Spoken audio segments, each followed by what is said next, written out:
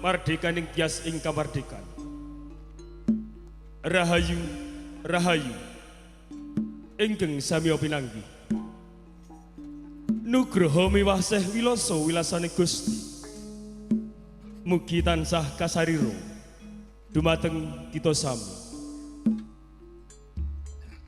Ngaturi sugeng dalu saha sugeng pepanggihan kalian keluarga ageng. Sandiwara ketoprak Wahyu Manggolo.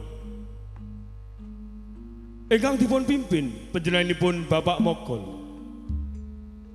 Kanthi alamat Desa Tanjung Sari, Kecamatan Jakenan, Kabupaten Pati, Bumi Minatan. Sasampunipun panjenengan sami kasugata tari gambyong minangka purwakaning pagelaran ing dalu menika. Keparenga pagelaran ketoprak Wahyu Manggolo badhe nedahaken salah satunggale cariyos pamundutan mawi ira-iraan Bancak Mbangun Projo. Dalang sarta pendapuk ingkang dipun asto Rogopas Anom Suharyanto, asisten sutradara ingkang dipun tindakaken Adimas Eko Pranoto, pangeprak ingkang dipun tindakaken Bapak Suhardi, penata pakliran ingkang dipun tindakaken Rogo Mas Sukawi Sakonco, penata teknis dekorasi ingkang dipun tindakaken Bapak Sutarto Kabiyantu Adimas Didi, penata lampu ingkang dipun tindakaken Adimas Budiono Batak, penata lighting ingkang dipun tindakaken Adimas Ladu Aldiansa, Ewondene Pangrengga Busono ingkang dipun tindakaken Adimas Agus Wijanarko, binarung unggile Kyai Gongso Madularas ingkang dipun sesepuhi Bapak Keman Widodo, kanthi panglike Swarawati utawi Pesinden ingkang dipun tindakaken Ibu Sri Murtiningsih saha Ibu Suparyana. Pranoto Gending ingkang dipun pimpin Bapak Hadi Prayitno, Ewondene Wiroswara ingkang dipun tindakaken Bapak Miranda sarta Adimas Edi Mahesa.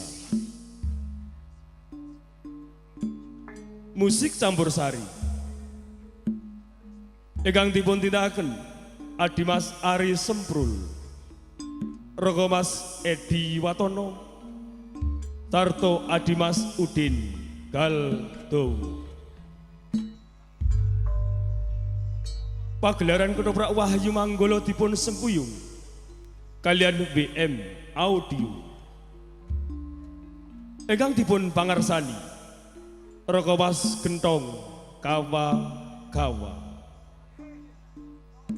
Ewondene para paraga ingkang ngayu cariyos ing dalu menika adegan sepisan gambaraken wonten Kadipaten Budak Setegal. Hadipati Klono Tunjung Seto ingkang dipun paragani Adimas Abdul Sutopo, Patih Klonopati ingkang dipun paragani Rogo Mas Bagus Suyanto,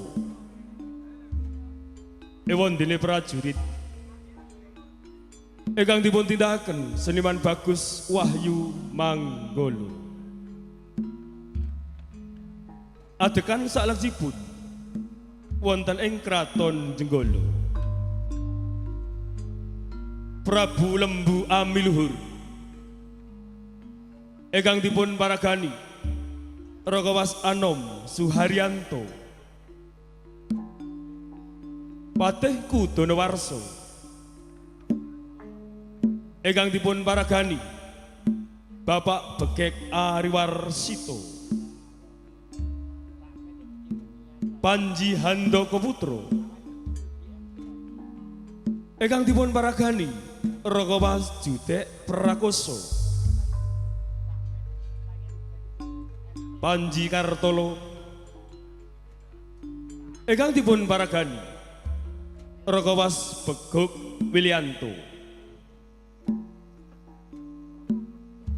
Panji Carawasmo ingkang dipun paragani Adimas Eko Pranoto ewon dene Panji Gunung Sari ingkang dipun paragani Adimas Bagong Sutresno prajurit ingkang dipun tindakaken seniman Bagus Wahyu Manggolo. Adegan salajengipun wonten ing Desa Karangklampis. Panji Bancak ingkang dipun paragani Bapak Ambeh Wahono. Panji Doyok ingkang dipun paragani panjenenganipun Bapak Mogol. Dewi Kilisuci ingkang dipun paragani Mbak Ayu Sri Poncowati. Adegan saklajengipun wonten ing Gunung Wilis. Resi Curiganata ingkang dipun paragani Ragawas Andi Prasetyo Panji Karnadi ingkang dipun paragani Cak Sendor Joko Sunggingan ingkang dipun paragani Adimas Rogim Sanjaya ewa dening Raini ingkang dipun paragani Nimas Diah Maharani. Adegan salajengipun wonten ing Taman Tambak Boyo. Panji Asmara Bangun ingkang dipun paragani Adimas Abi Rojali Dewi Sekartaji ingkang dipun paragani Nimas Menik Widyawati ewa dene Dewi Ragil Kuning ingkang dipun paragani Nimas Lilis Setyowati. Repat utawi dagelan ingkang badhe nglipur manah panjenengan sami. Panjenengan badhe dipun libur trio pelawak Wahyu Manggolo, Cak Sendor, Adimas Rogim sarto Bapak Mogol. Kandi embanipun ingkang dipun tindakaken si Ciup Arum Somplak Kabiyantu si Soak Indah Kalola. Nuwun para kadang pamirsa Sutrisno Budaya. Menggah mekaten para paraga ingkang ngayi pakaryan ing dalu menika.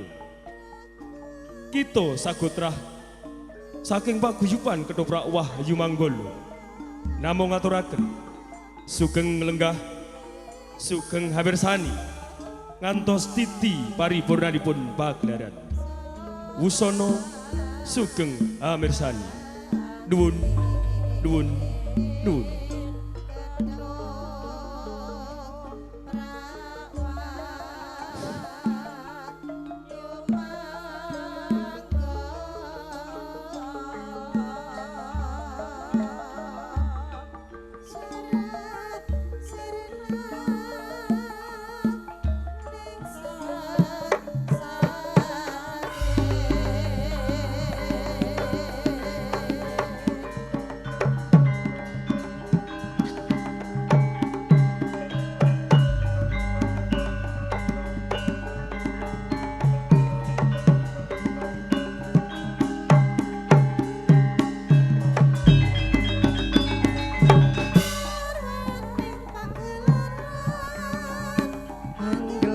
ambabar budaya aku ngadi luhung ketoprak wahyu manggola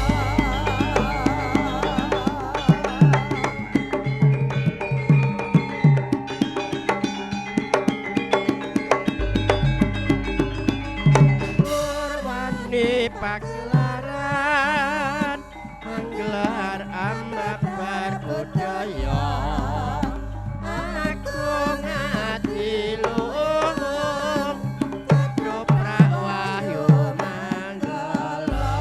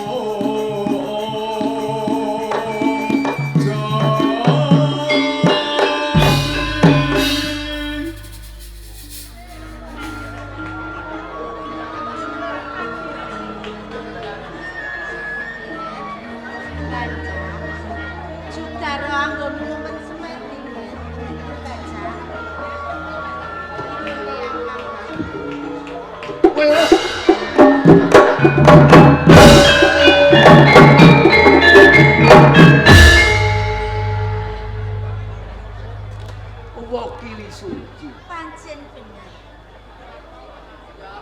sak rawuh panjenengan kula sungkem pangabekti katur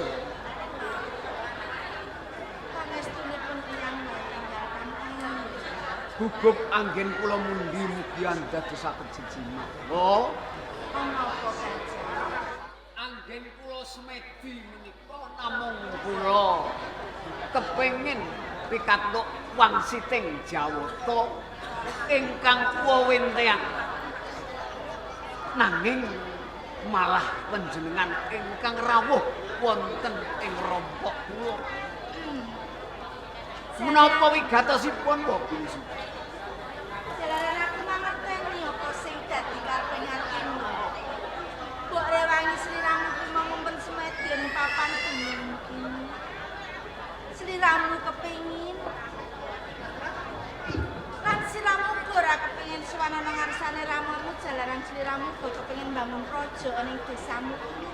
Leres pancen sumedyaning manah kula menika kepengin bangun praja wonten ing Karang Lampis kene. Napa to sebabipun Wakili Suci? Ing atase kula niku anak ratu nanging mapane wonten ing Karang Perdisan. Kula menawi saged menapa dusun Karang Lampis kados dene negara Jenggara. Kabeh mau bisa kelakon iki. Kelampahan Jalaran ing kene pun wongko mangerteni aku sing kaya ngono kuwi mau. Ngepinginake sekabeh para rakyat ana ing Lampis Harjo kene urip mulya, urip tentrem apa sing mbok karepake. Nanging kabeh kuwi mau ana syarat lan saranane. menapa syaratipun Wakili Suci? Syarate mung sliramu yen to duweni kitab Pustaka Raja. Ing kono sliramu kelakon apa sing dadi niate atimu. Buku Pustaka Raja. Bisa. Mongko ingkang kagungan buku Pustaka Raja menika Rama Prabu Lembu Wamiluhur. Menapa kula saged?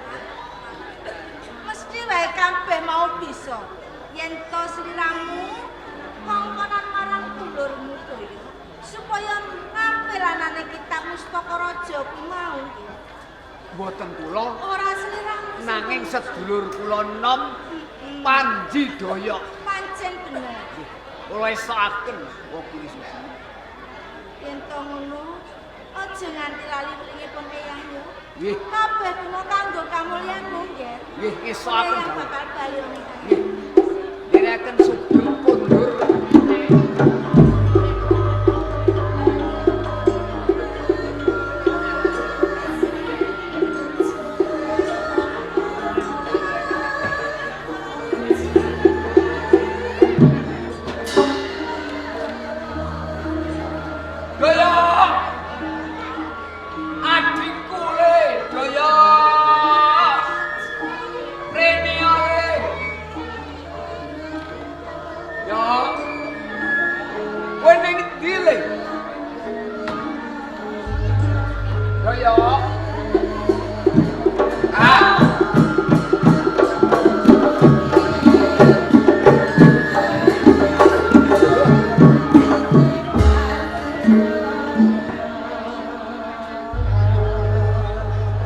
Jebul sampean ning kene to, Kang.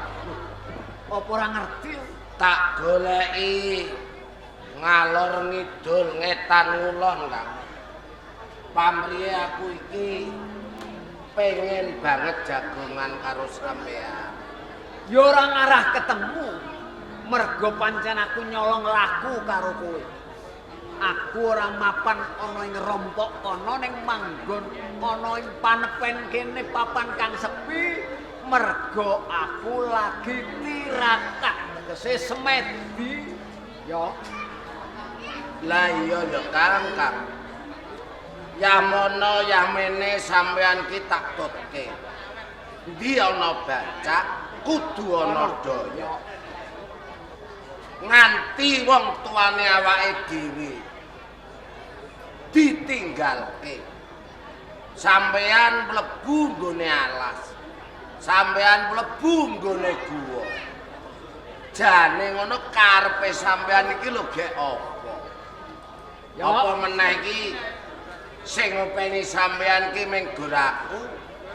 Sampean penggaweane mok tapa brata semedi. Terus aku iki lho Mbok kon piye leh Kang? Ora ana kanca, ora ana dulur. Dulurku mung sampean. Sampean isine mung semedi, tapa brata. Terus aku iki kon omongan karo sapa, Kang?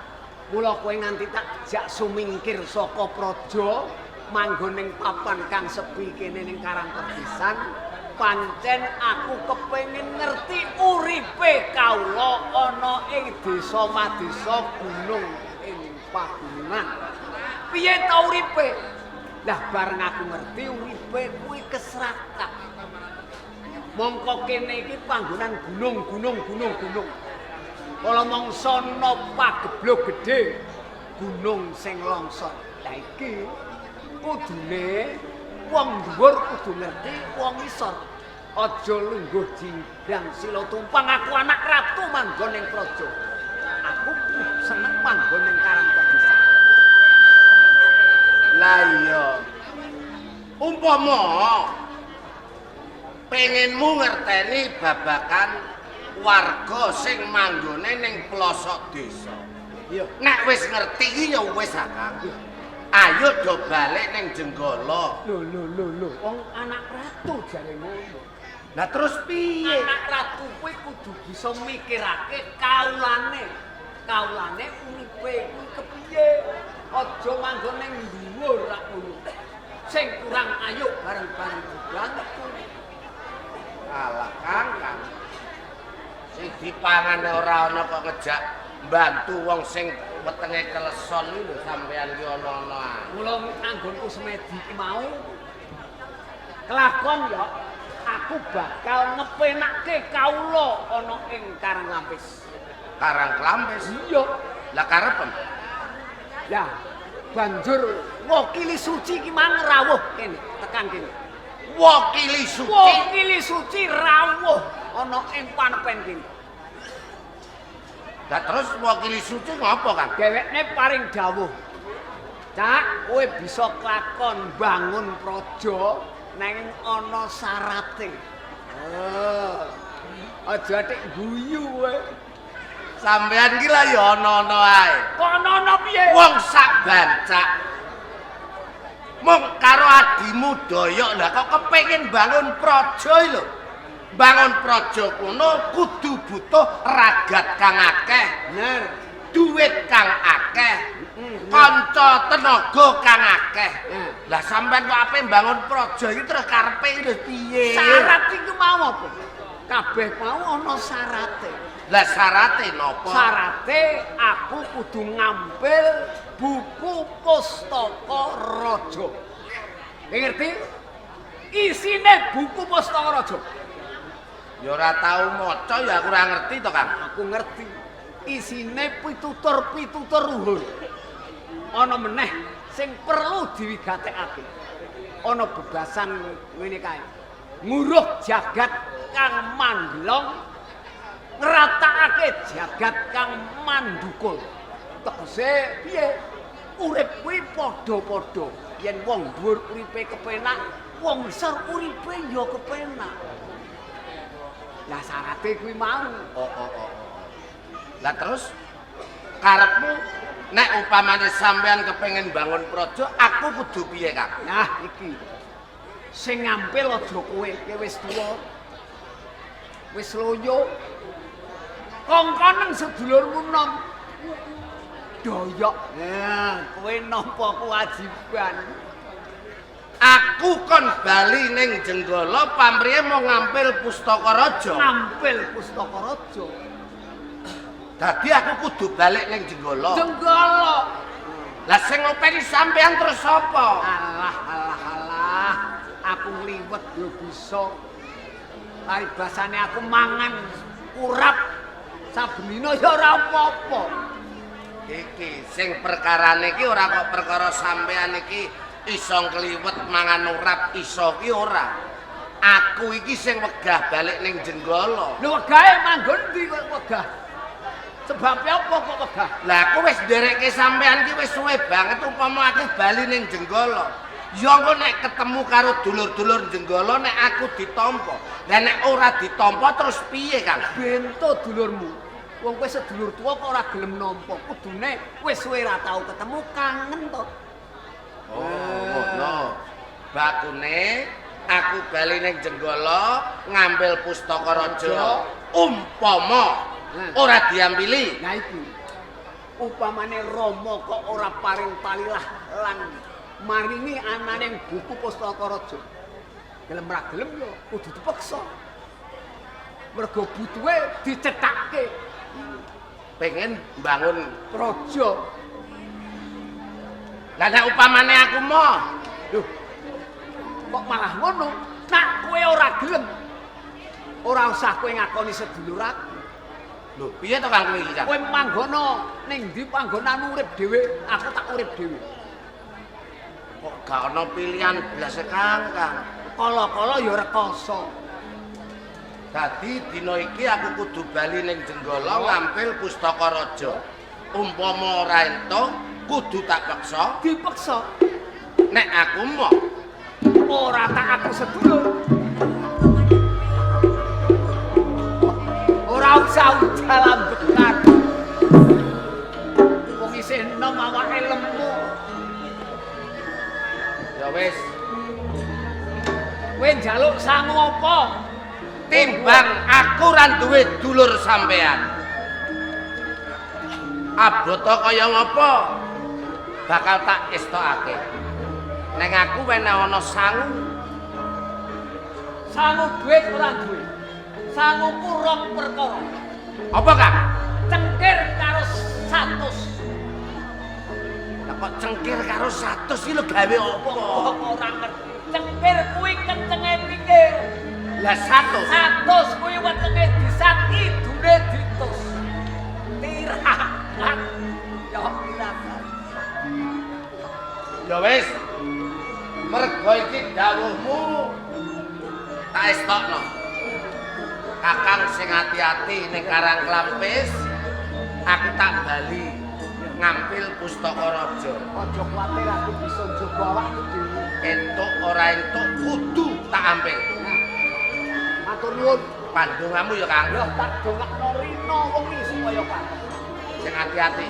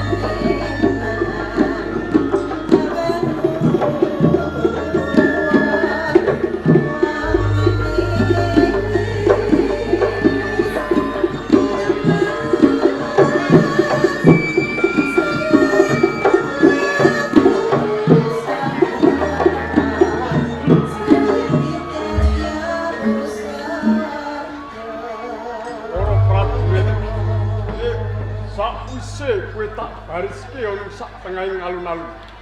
Iki pamriye dina iki kang supaya nderekke Kanjeng Adipati Klono Tunjung Seta.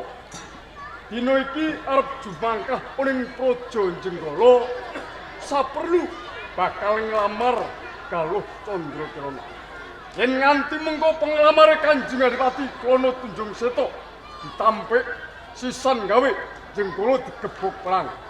Mula kanthi kuwi rungokke apa-apa. Ora tamtama. Hei! Ngestya Sanjata. Lumaksana magita-gita. Tamya! Tamya! Tamya! Tamya! Tamya! Tamya!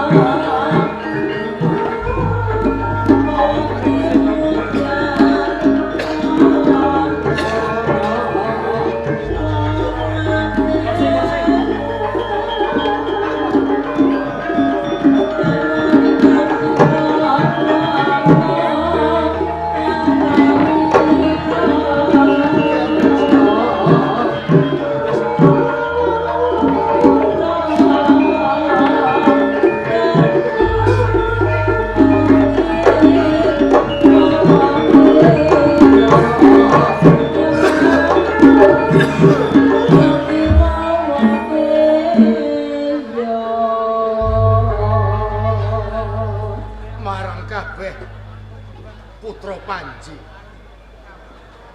Prayogake nggonira lungguh. Marang Kakang Patih Kudonawarsa.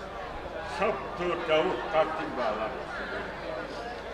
Nyungsung pawarta ngenani kahanan ana ing Praja Jenggala sabubaring dawuh paneh putraning ingsun Panji Nukertapati lan Galuh Candra Kirana ya Sekartanis. Alok ing kabeh para kawula kepiye? Kepareng jatur paduun samudraning panasa. Iya. Nitik dhateng swantenipun sarta awakipun para kawula ing Praja Jenggala. Sabibaripun pirsa dalem Sinun Prabu Lunggawiluhur menika dhawuhaken dening anak angger Kyai Panji Nukertapati kaliyan Galuh Candra Kirana menika saya mimbuhi kuncaranipun ing Praja Jenggala. Syukur seketi jumurung yen pancen kaya ngono, Jalaran. Ing besuke keng ingsun gadang minangka gumanti nata ning Praja Jenggala ora ana liya ya Panji Asmara Bangun. Galuh Mula kanthi kuwi ingsun nyuwun tetimbangan marang kabeh punggawane negara apa dene para kadang Panji.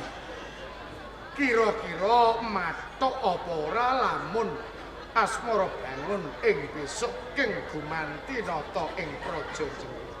Sinuwun Prabu menawi saking pemangku ingkang abdi Kudonawarsa yen to ingkang nglintir kawibawan ing Praja Nggala menika ingkang putra Panji Asmara Bangun Kawinun Kertopati menika sampun pas lantrep jalaran menapa Kanjeng Pangeran Panji Asmara Bangun menika putra ingkang mijil saking Garwa Prameswari dados ingkang menang lintir kawibawan panjenengan nggih Kanjeng Pangeran Panji Asmara Bangun.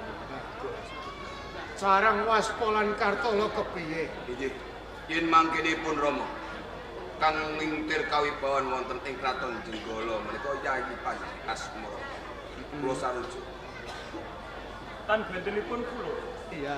Kula jumurung kalian menapa ingkang dados atur pangandikanipun Paman Patih Kudarawarsa Penjata. Menawi mangkenipun ingkang Rama Piji mantos panjenengan nesui wonten ing Kraton Jenggala. Menika Kang Mas Panji Inu Kertopati. Kula namung nayuh beresan. Handaka putra. Rama Prabu Lembu Amiluhur. Nadyan sira wis darbe kalungguhan. Nggih. Rama uga kepengin midhangetake umpama kadhangira Asmara Bangun king jumeneng ratu ing Jenggala. Kula cocok, kula mathuk. Malah kaporo Rama Prabu. Kok upami mangkenipun menawi sak sampunipun kadang kula Panji Inu Kertopati jumeneng nata wonten ing Praja Jenggala. Kok umami sak wanci-wanci betahaken pitulungan utawi sabiyan kula badhe sagah sabiyan sawetahipun Rama Prabu. Bagus yen kaya ngono mratelakake guyub rukuning kabeh para kadang. Kados ngaten nggih. Uwal saka kuwi Handaka putra. Nggih. Sliramu sowan ning ngersaning Rama tanpa tinimbalan lan tanpa paring kabar kaya nyimpen pawadi kang arep tok aturake ana ngersane Rama. Jane mengku karepe. Pancen leres menapa ingkang dados pangan dika panjenengan. Ngantos kula minggah wonten ing pendhapi Praja Jenggala. Pancen wonten wigatos. Kula badhe atur kabar dumateng panjenengan. Ngenani kahanan utawi swasana wonten ing Kadipaten Ngurawan dinten sakmenika. Kahanan ana ing Ngurawan Nggih. Katuran pirsa Rama Prabu. Mbok piling dinten sakmenika Kadipaten Ngurawan menika kenging pagebluk Mayangkara. Pagebluk gedhen-gedhenan. Esuk lara sore mati, sore lara esuk tekaning pati. Kudune sira tanggung jawab jalaran sira minangka pangarsane Ya. Ngurawan. Rening kula pinangka pangarsa wonten ing Kadipaten Ngurawan. Kula mbudidaya mamprih mangkenipun pagebluk kala wau saged sirna. Malah kapara Rama Prabu. Sampun kula sara widhakaken wonten ngersanipun salah setunggalipun wiku ingkang getur sutapanipun.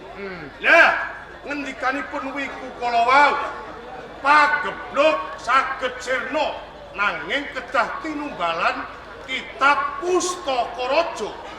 Kamangka kitab Pustaka Raja ingkang kagungan menika panjenengan. Mila sowan kula namung saperlu badhe nyuwun ngampil kawontenanipun kitab Pustaka Raja kala wau. Yen pancen kabeh mau kanggo kepentinganing negara Ngurawan, Nggih. ngeman kabeh para kawula, kitab Pustaka Raja bakal Rama ampilake nanging ya ngono. Nggih. Rama bakal nantu kelawan kadhangira Panji Asmara Bangun jalaran keng bakal nggaduh kitab Pustaka Raja ora ana liya ya kadhangira Asmara Bangun minangka calon nalindra ing Praja Jenggala. Oh kados ngaten kasinggihan. Mula kanthi kuwi sawertara rantinen mengko Rama bakal utusan marang kadang-kadhangira para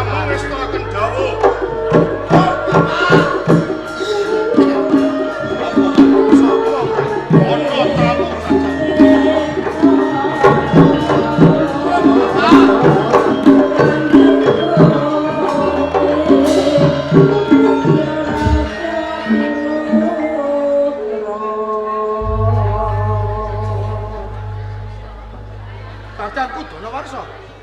Dawuh dalem.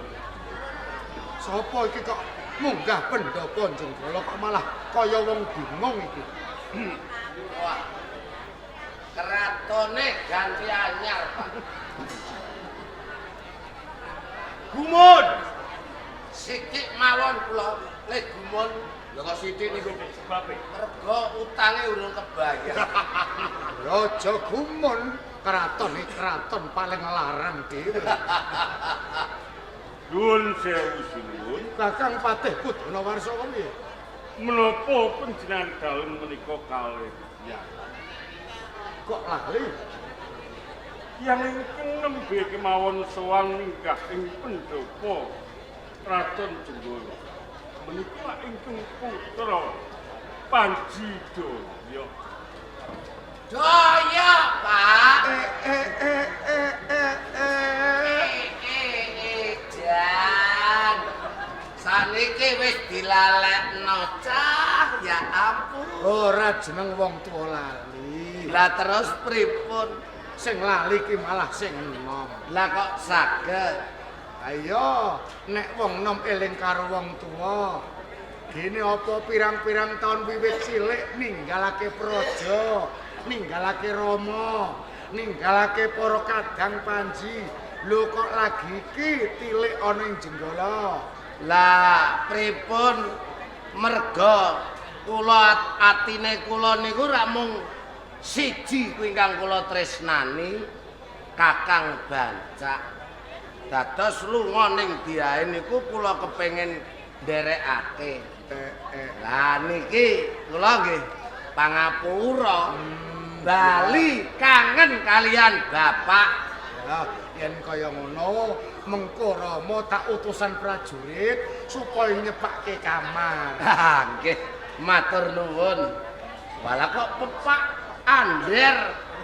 Wah. Nuwun sewu. Nggih, Nika bangkling dateng kula napa mboten? mboten ah. Sampeyan iki rakan Ha nggih. Paman Patihku Donowarsa. Lah ngapa? Kaget Ciri wanci. lelewo aja nganti digawa mah. Ah, pancen pamanmu ya kaya Sami Mesti sugeng nggih. pangestu wong Patihku Donowarsa. Lah ana apa? iki kok teng mriki ugi Lho kalebu kadang Panji kalebu keluarga jare. Asowan ning wong tuwa kok. Apa ora itu?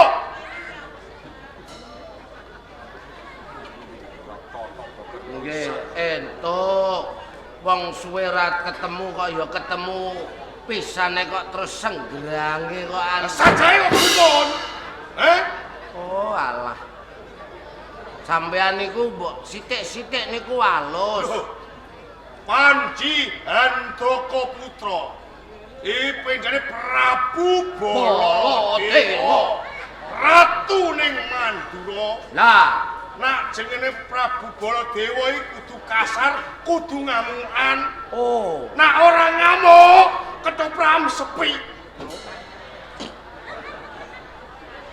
lah sampean niki wau le teko napa ambek Ndik Mang Mateni kecap. Mateni kecap, mateni kecap. wonten napa Iya omongan kuwi piye? Sing cetha sing genah. kangen Adi Handaka Putra Kangen nggih kali kula. nggih niku wau lak kalih Patihku Donowarsa. Ya Allah wong kok kereng ya ana yahene ra mari-mari lho. Watak wantu. Nggih. Kasih nggih kosok. Jak salaman iku sangel ora pakat. Lah mripate sampean niku ya melilik terus lho. Mondol ngono. Mondol. Anjene mripate mondol kok. Oh nggih. Kula tak jagong kalih dulur-dulur yen nggih. Iya, Bapak. iya kena. Lah niki kok gagah pideksa niki lali aku. Panji Kartolo. Panji Kartolo. Wis gantenge kaya ngeten iki. Ya. Jabang bayi. Ganteng kula niku diopeni Wahyu Manggolo. Oh, ngoten to. Nggih. Oke. Biyen nalika icih melu ketoprak Purwodadi rembes. Lah niki sinten? Kula pun carang pas. Carang Waspa. Babar pisan nganti lali lho. Kakangmu daya iki. Nggih kemawon. Dangu anggen panjenengan menika nilaraken praja. Nggih. Iya. Wah, Panjenengan niku mboten kemutan kalian keluarga wonten ing Jenggo. sepurane di aku tetep sabiyantu kelawan Kakang Bancak. Mboten dados Urip ning desa. Panjenengan menika awet bagus. Lah, Asep nggih. menapa? Wong jan darah muda ya. Lah, yo ganteng meneh sinten iki? Iki putrane pamanmu ing Kediri, iki adimu Gunung Sari. Gunung Sari. kula niki Gunung Sari. Ketoprak kok bari-bari ngene regane piro lho. Kula kanthi kuwi Oh. mergo anggotamu iki nom-nom tok. Heeh. Ketoprak kono-kono nak ngarani ketoprak pramuka. Nggih. Lah niki gak ana lungguhan belas. Nggih, ngantos kasebut. Iya ngono. Ngerti sedulure teko kok ora ana lungguhan Monggo, babar Kang. pisan. Lah Panji carang Waspa apa gak pilarak? Mboten dados kuwi. Alah, kemawas. Monggo. Anggo kowe. Mosok. Wah, aku lungguh kene. Kartolo lungguh. Carang Waspa. Mboten mandhap. Nang isore. Wah, bocah kok le sopan kaya ngono ya. Monggo. Nggih. Niki pangapura. Bapak, kula dangu mboten sowan. Niki pamrih kula sowan niki ra wonten perlu gedhe. Iya. Sepurane mawon. Ya ora apa-apa. Nggih, monggo sik, tak melu lungguh sik. Prajurit karepmu iki piye? Dipun. Kursine kok malah tok leh iki. Wonten tamu niki reget kula resik riyen. Reget tok resi. Sae Kamas Mas. Monggo. Ngajeni ngono ya. Ngajeni kalih Oh, panjenengan. ngajeni tamu. Menika tamu. Kadhaipun dipun suguhi Kang Sae. Enten menapa? Enten menapa Kang Mas? Tanggapan lagi pucukan jadi brekno aku.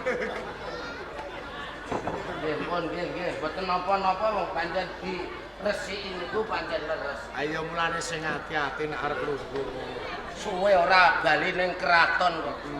Lungguhane wis beda kaya Nggih, lungguhane kok iso diremot. Lah mulane kuwi.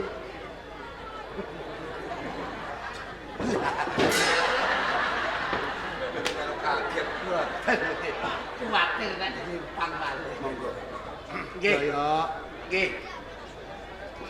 jare arep ana perlu iki perlune apa? Wonten, Bapak.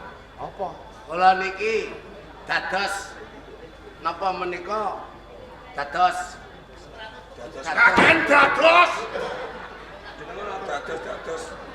kula niki dados dutane kakang kula Bancak. Lho, duta iki utusan. Kudu kena dipercaya lho. Lah, nggih, Penting lho. penting iki. Lah banjur utusane apa? Lah kakang niku ra semedi nang jero guwa. Ketemu lo. Lho. Kok ula? Lah ning jero guwa ku Boten. Macan. Boten. Wakili suci. rasa ngawu-ngawu lho. Wakmu kili suci kuwi wis murut kasedan jati. Lho, lah kok nemoni kakangmu Bancak iki? Lho wong sanjange kakang Bancak niku ngoten. Lah mengko gek ngapusi. Nek kula ngarani kakang Bancak niku mboten ngapusi. Neng mergo tenanan saking senenge ati kula, kakang Bancak niku rak kepengin bangun praja wonten Karang Klampis. Lho yen ngono, Rama malah seneng. Nah. Jalaran kuwi gegayuhan kang luhur ngono. Nggih.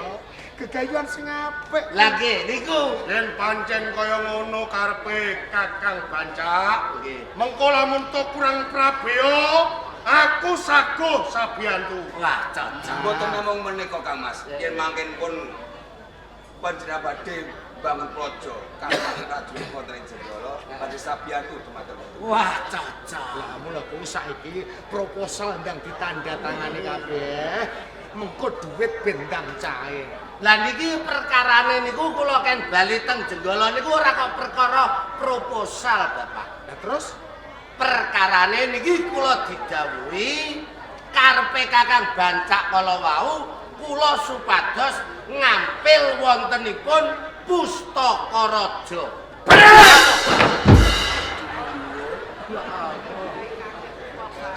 Sampeyan iki wis tuwa. Mula nak kondo iki ora usah dadak seman-semon. Lho. Lah kok ana seman-semon iki? Yen ora selak batinmu mesti kowe nyemoni karo aku. Mak, wonten apa? Apa sebabnya aku bisa kondo kaya ngono? Perkarane Mergo nggonku sowan ana ing Praja Jenggala. Aku go kepengin nyuwun ngampil anane kitab Pustaka Raja. Lha kok mbarung sinang pemunggah pendopo Praja Jenggala uga kepengin nyuwun ngampil anane kitab Pustaka Raja. Apa kaya ngono ora jeneng nyemoni karo aku? Ayo. perkarane iki mang adikku iki arep ngambil Pustaka Raja. Nggih, Kang. Lagi bengi iki aku nyentaki karo ketua ketoprak. Panjenengan iku malah nyemu kalian Kang Mas. Ngono nggih. Sepurane ya, Bapak. Aja macam-macam karo Panjihan Ndoko Putra. Nggih, tak jawabe mawon. Iya, dirembuk sing apik ya.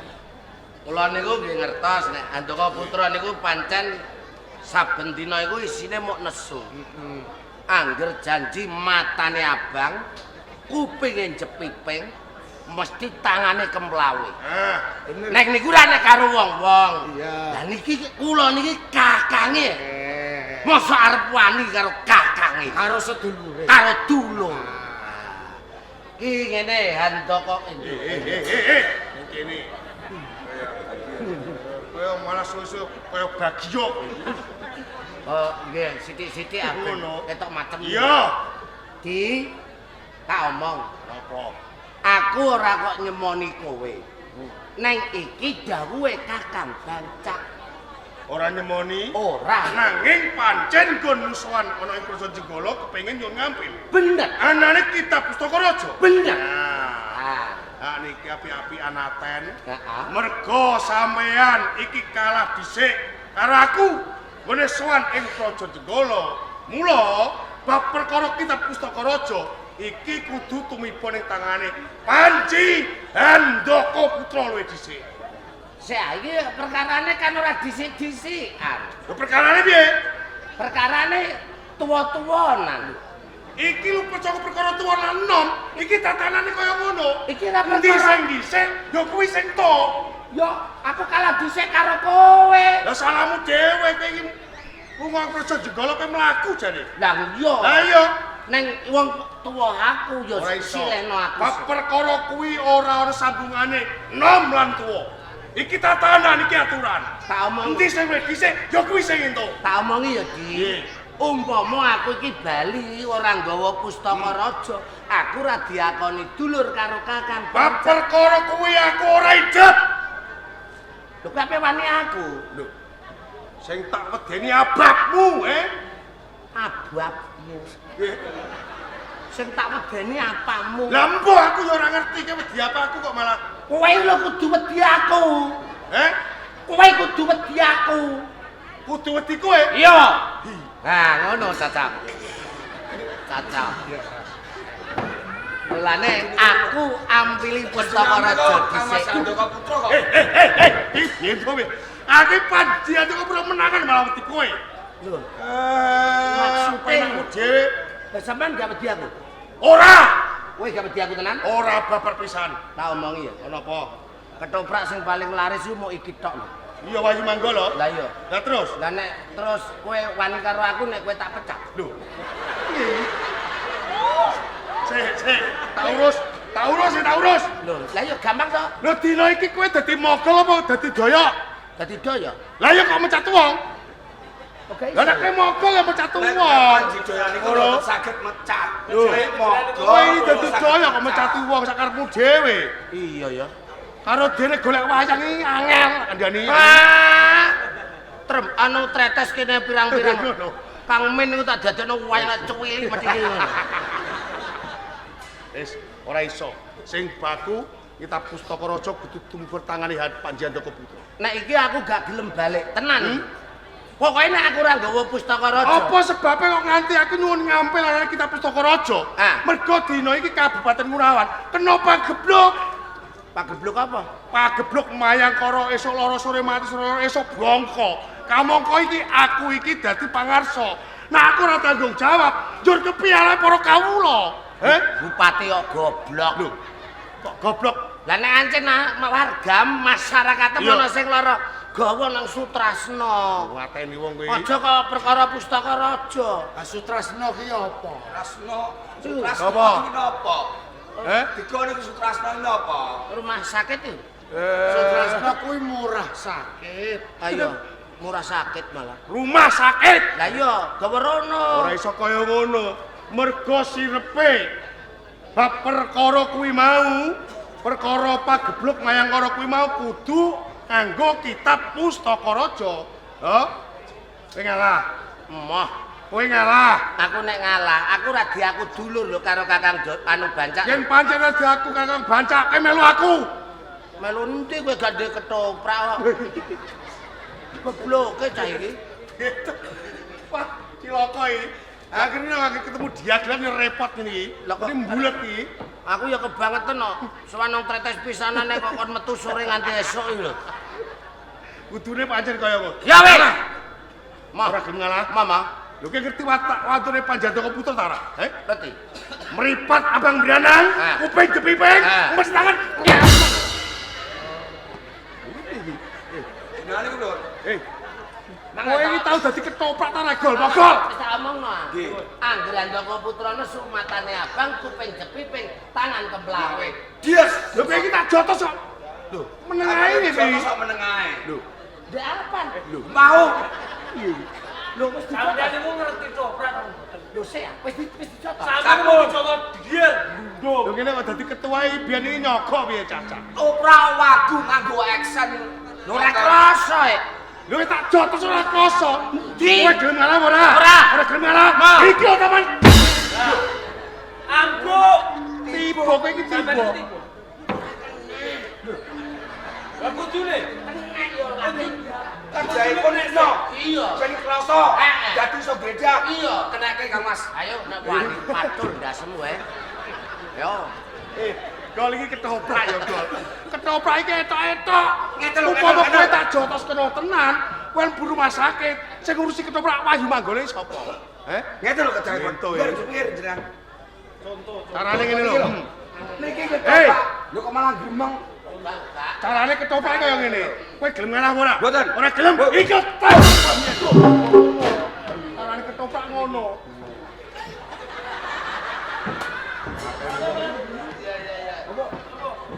Ben menjiwai ngono lho, ngerti apa ora kowe iki? Nganggo action, ekspresi. Iya. Kowe gelem ngalah? Ngono iku mah. Kowe gelem ngalah ora? Urung. Kowe gelem ngalah ora? Ora gelem? Ora gelem iki ta mesti.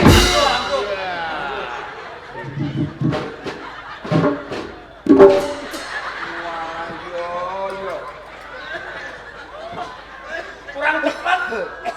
Sampeyan niku film ae. Ini wong iki. Manget cepet kecepetan. Lho dhewe dijotos kok. Ngeten lho, ngeten. Nah, jotos biar. Iki lho, contone. Langsung ngoten. Arane ngono.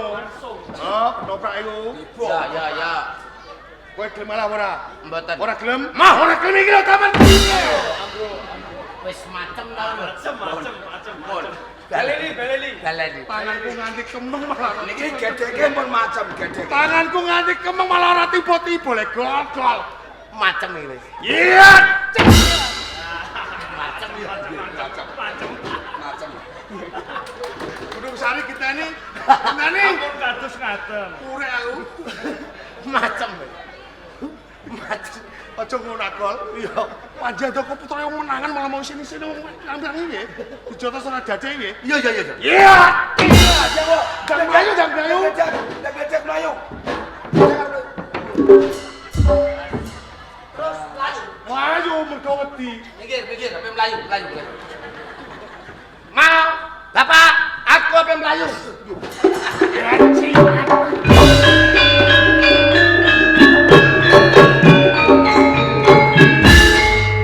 Ono kedadian kaya kene malah tak umbar iki kepiye? Oh, ngaten. Kae tandang ngono.